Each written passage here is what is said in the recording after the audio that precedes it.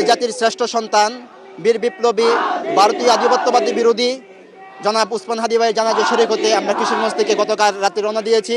আমরা সকালে এসে ঢাকায় পৌঁছেছি। আমরা এসেছি আজকের বাংলাদেশে যে একটি ইতিহাসের অন্যতম একটি জানাজা হবে, সেই জানাজায় শরীক হয়ে ইতিহাসের সাক্ষী হতে আমরা জানাজায় এসেছি। পাশাপাশি আমরা হাদী ভাইয়ের হত্যার বিচার চাইতে, হাদী ভাইয়ের যেন যারা হত্যা করেছে, যারা এই হত্যার সাথে জড়িত, যারা এই হত্যার পরিকল্পনা করেছে, যারা এই হত্যার পরামর্শ দিয়েছে, তাদের সকলের শাস্তির দাবিতে আমরা এখানে এসেছি। বাড়িতে থাকতে মানে এক বিন্দু পরিমাণে ইচ্ছা হচ্ছিল না যে হাদী ভাইয়ের শেষ বিদায়টার জন্য ঢাকাতে এসে ওনার জানাজার মাধ্যমে ওনার বিদায়টা যেন দিতে পারি, এই জন্য আমরা কষ্ট করে রাতে চলে আসছি, যেন কোনো ধরনের কষ্ট না হয়। তো আলহামদুলিল্লাহ আমরা রাতে চলে আসছি ইতিহাসের একটি সাক্ষী হওয়ার জন্য। আমরা নারায়ণগঞ্জ থেকে আসছি, আমি হাদিকে জানাজা দেওয়ার জন্য এখানে চলে আসছি।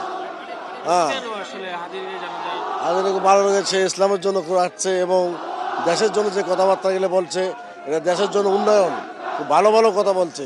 ছেলে মানুষ হলেই আমার মনের ভেতর তার কথাগুলো প্রত্যেকটা অন্তরে লাগছে, যার কারণে আমি নারায়ণগঞ্জে তাকে তার জানাজায় শরীক হওয়ার জন্য চলে এসেছি। খুনি সন্ত্রাস খুন করে ভারতে পালিয়েছে, আমরা তার শাস্তি চাই। আজকে তার জানাজার নামাজ, তার একটা সন্তান এই দেশে রেখে গেছে আল্লাহ।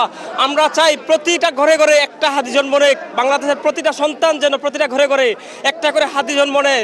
আমরা চাই এই খুনির হত্যার বিচার এবং ফ্যাসিস্ট শেখ হাসিনা সহ আওয়ামী লীগের যারা বর্তমান চাঁদাবাজ, যারা এরকম আমাদের হাদী খুনিকে যারা সহযোগিতা করেছে দেশ থেকে পালাতে, তাদের সবার আমরা বিচার চাই। এবং বাংলাদেশের সকল মিডিয়ার মাধ্যমে আমরা জানাতে চাই, আপামর বিশ্বে বহির্বিশ্বে জানাতে চাই, যাতে হাদীর বিচার হয়, এমন বিচার হয় যেন ইসলামী শরিয়া মোতাবেক বিচার হয়, যেমন এমন হত্যা আর কেউ প্রকাশ্যে এরকম হাদীর মতো না করতে পারে। ছাত্র জনতা আমরা হাদী ভাইকে বুকে লালন করি, কারণ হাদী ভাইয়ের যে লড়াই সংগ্রাম ছিল তা ফ্যাসিবাদের বিরুদ্ধে লড়াই ছিল এবং ইনসাফের পক্ষে হাদী ভাই সারাটি জীবন লড়ে গিয়েছেন। আমরা যারা ইসলাম প্রেমিক তারা সকলেই কেউই আমরা জুলুমকে পছন্দ করি না। আমরা চাই সারা দেশব্যাপী একটি ইনসাফের রাষ্ট্র প্রতিষ্ঠা হোক। সেই সংগ্রামেই ছিলেন হাদী ভাই। তো হাদী ভাই আজকে রহমতুল্লাহ আলাইহি হয়ে গিয়েছেন, তিনি শহীদ হয়েছেন। তো আমরা যারা হাদী ভাইকে যারা খুন করেছে, আমরা তাদেরকে জানান দিতে এসেছি যে এক হাদী যদিও আজকে কফিনে, কিন্তু তোমরা তাকিয়ে দেখো যে আজকে লক্ষ হাদী রাজপথে নেমে এসেছে। এভাবে একের পর যদি তারা একটি বুলেট একটি হাদীকে নস্যাৎ করবার চেষ্টা করে, একটি হাদীকে যদি আজকে শহীদ করেছে, কিন্তু আগামীতে আমরা ইনশাআল্লাহ যে ফেস্টুন তৈরি করেছি, আমরা শপথ নিয়েছি বাংলাদেশের প্রতিটি তারুণ্যের কলিজায় আমরা হাদীকে গেঁথে দিব ইনশাআল্লাহ। আমরা দেখেছি বিগত ফ্যাসিস্টের আমল, মুজিববাদ এবং ফ্যাসিবাদ যেই 17 বছর আমাদেরকে শোষণ করেছে, এই শোষণের বিরুদ্ধে 24-এ একটা গণ আন্দোলন হয়েছে এবং আমরা ভেবেছিলাম 5 আগস্টের পরবর্তীতে বাংলাদেশ হবে ইনসাফ ও সাম্যের দেশ। এবং আমরা দেখেছি 24-এ যারা অগ্রসেনানীর ভূমিকা পালন করেছে তারাও 24 পরবর্তী বিক্রি হওয়ার সম্ভাবনাময় অবস্থানে চলে গেছে।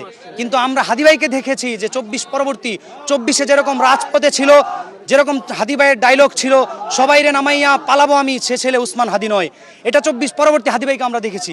এবং বুক চিত করে সবসময় অন্যায়ের বিরুদ্ধে, প্রতিবাদের বিরুদ্ধে, ভারতীয় আধিপত্যবাদের বিরুদ্ধে, দিল্লিপত্তির বিরুদ্ধে, শাহবাগীদের বিরুদ্ধে উনি সুউচ্চ কণ্ঠস্বরের ভূমিকা পালন করেছে। সেজন্য আমরা অন্তরস্থল থেকে আমরা জানান দিতে এসেছি যে এক হাদীকে গুলির বুলেটে তোমরা গুলিবিদ্ধ করেছো, এক হাদীকে তোমরা কফিনে ভরেছো, কিন্তু দেখো আজকে শত শত হাদী রাজপথে নেমে এসেছে হাদীর ভালোবাসায়।